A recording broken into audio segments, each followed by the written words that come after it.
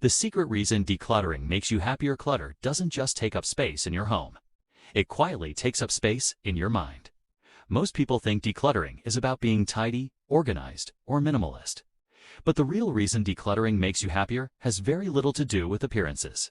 It's about cognitive load. Every object you own makes a small demand on your brain.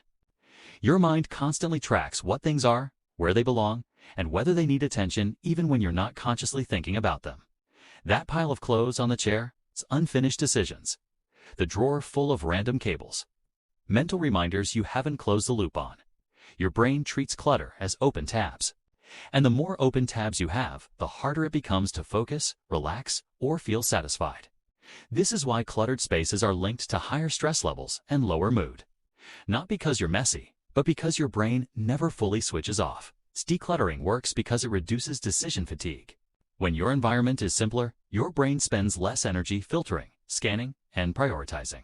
That frees up mental bandwidth for things that actually matter: creativity, and clarity. There's also a powerful emotional layer most people overlook.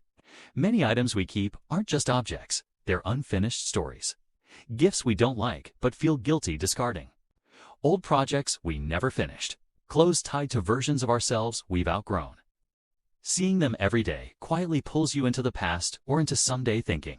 Decluttering brings you back into the present.